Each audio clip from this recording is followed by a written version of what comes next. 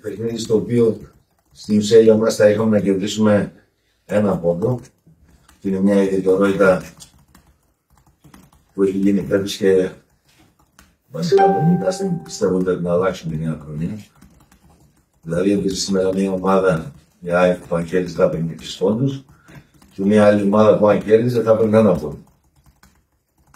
Όχι μόνο εμείς και σε άλλα ζευγάρια. Αυτό είναι κάτι που αυτοί που το ψηφίσαν θα πρέπει σήμερα κιόλας να το αλλάξουν για την νέα χρονιά. Ξεκινάμε από εκεί. Δεύτερον, σίγουρα περίμενα καλύτερα πράγματα από την ομάδα μου, αλλά για να είμαστε ειλικρινείς, το στυλ παιχνιδί της ΑΕΚ δεν είναι κάτι που ταιριάζει στην δικιά μας ομάδα. Εκεί είχαμε λίγα προβλήματα. Ήταν ένα παιχνίδι που πήγε πολύ στο aggressive, στο αθλητικό. Δεν είμαστε εμείς τέτοια ομάδα, εμείς είμαστε πιο τεχνική ομάδα. Δεν μας ταιριάζει πολύ και οπότε αυτό που επιδιώξαμε ήταν να διεκδικήσουμε τις φάσεις που θα δημιουργούσαμε σε transition. Γιατί εκεί η ΑΕΚ κάνει την ισορροπία της, εκεί αφήνει τους χώρους. Και εκεί δυστυχώς για μας και οι κινήσεις μας δεν ήταν αυτές που θα έπρεπε, αλλά και οι πάσεις μας δεν ήταν κατάλληλες. Και φυσικά σε αυτές τις περιπτώσεις περιμένεις περισσότερη βοήθεια από τους wingers στο επιθετικό κομμάτι που σήμερα δεν ήταν σε τόσο καλή μέρα. Από εκεί και πέρα δεν χρειάζεται να λέμε πολλά για αυτό το παιχνίδι. Υπήρχαν πολλές ιδιαιτερότητες, είχαμε πολλούς παίκτες με υποέμβες, ο Μπράμπελς είχαν επίτρεπες κάρτες και εγώ στο τέλος θα μπορούσα σίγουρα να παρέμβω λίγο περισσότερο με αλλαγές, αλλά υπήρχε και η περίπτωση του Φαμπιάνου που φαγούμε με δικό μου ρίσκο έμεινε μέσα σε όλο το παιχνίδι. Κανονικά θα έπρεπε να γίνει αλλαγή. Και εκεί δεν ρίσκαρα εγώ. Ξαναλέω ότι εκεί παίρνω εγώ την ευθύνη που δεν γίνανε κάποιες κινήσεις πιο μπροστά. Οπότε έτσι ήρθε το αποτέλεσμα. Σίγουρα θα περίμενα όταν ο αντίπαλος έμεινε με 10 να είχαμε περισσότερη ηρεμία, περισσότερη κυκλοφορία της μπάλας και να δημιουργούσαμε περισσότερες φάσεις. Εκεί όμως φάνηκε ότι και το 4-4-2 έτσι πήγαμε να το κάνουμε δεν είναι κάτι που θέλει ακόμα περισσότερη δουλειά από εμάς, θέλει περισσότερο να το δουλέψουμε γιατί ίσως μας χρειαστεί στα παιχνίδια που έρχονται. Ξαναλέω ότι δεν είναι το αποτέλεσμα που θέλαμε, αλλά από την άλλη δεν είναι και ένα αποτέλεσμα το οποίο σου δημιουργεί και μεγάλα προβλήματα στη συνέχεια. Πρέπει να επικεντρωθούμε στα παιχνίδια που έρχονται. Θα πρέπει να παρουσιαστούμε σε σοβαρή και συγκεντρωμένη.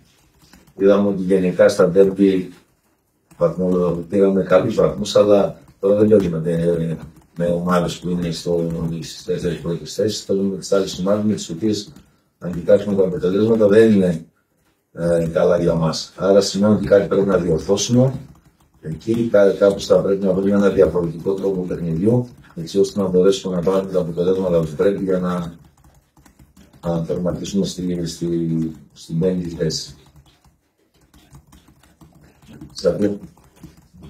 Εγώ το γι' αυτό που δεν κάνατε εκεί παραπάνω. Η ομάδα και να είχαμε, πάμε πάλι στους 21 βαθμούς που ξεκινάει το 5-8. Αυτό δεν σας έκανε να πείτε, όταν είναι 10 παίκτες ο αντίπαλος, να ρισκάρουμε λίγο παραπάνω. Κοιτάξτε, σας πω ότι ρισκάραμε το σχηματισμό. Δηλαδή, βάζοντας δεύτερο επιθετικό που πάνε σε αυτές τις περιπτώσεις, όταν ο αντίπαλος παίζει. Η αλήθεια είναι ότι στα τελευταία 20 λεπτά στην ουσία δεν παίχτηκε το ποδόσφαιρο. Έχει πολλά φάουλ, πολλές φάσεις, αλλά θα περίμενα και λίγο να κυκλοφορήσουμε την μπάλα. Όταν ο αντίπαλος είναι οργανωμένος και με 10 παίκτες πάλι δεν είναι εύκολο να το δημιουργήσει. Αντίθετα, όταν ο αντίπαλος κέρδιζε ένα φάουλ έστω και από το κέντρο, έφερνε όλους τους ψηλούς μπροστά, οπότε γινόταν μεγάλες βαριές, δεν είχε παιχνίδι δηλαδή για να φανεί η αριθμητική διαφορά στο παιχνίδι. Αλλάξαμε το σχηματισμό να γίνουμε πιο επιθετικοί, αλλά σας είπα ότι φάνηκε ότι θέλουμε πολλή δουλειά ακόμα για να μπορούμε να παίξουμε το 4-4-2. Γιατί δεν είναι μόνο οι δύο επιθετικοί, θέλει και τα γούρια σου να κάνουν καλή δουλειά. Εμείς σήμερα δεν τις κάναμε, δεν ήταν σε καλή μέρα όπως θέλουμε. Με βάση αυτό, ο Φερφατζίδης, ο οποίος ημερός σας έχει αναγεννηθεί. Ξέρω ότι είσαι ο Φερφατζίδης, αλλά είπα γιατί και ουσιαστικά για την ομάδα. Αν μπορούσατε να αλλάξετε κάτι, θα το βάζετε στον άξονα πίσω από το μόνο σε ρόλο δεκαριού. Ναι, αλλά έγινε πρώτα η αλλαγή. Η άλλη, οπότε μετά δεν μπορούσε να γίνει κάτι άλλο. Γιατί πάντα πρέπει να σκέφτεσαι και τον αντίπαλο. Πρέπει να σκέφτεσαι ότι η ΑΕΚ είναι πολύ δυνατή στις στημένες φάσεις.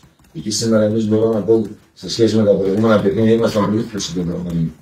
Δεν κινδυνεύσαμε. Γιατί έλεγε και εσύ στο τέλος ότι όλο γινόταν και είτε με μεγάλες παλιές, όπου γινόταν φάουλ γεμίζανε, είτε με αρά ότι θέλαμε μέσα. Οπότε πάντα σκέφτεσαι και τα ύψη όταν κάνεις κάποιες αλλαγές.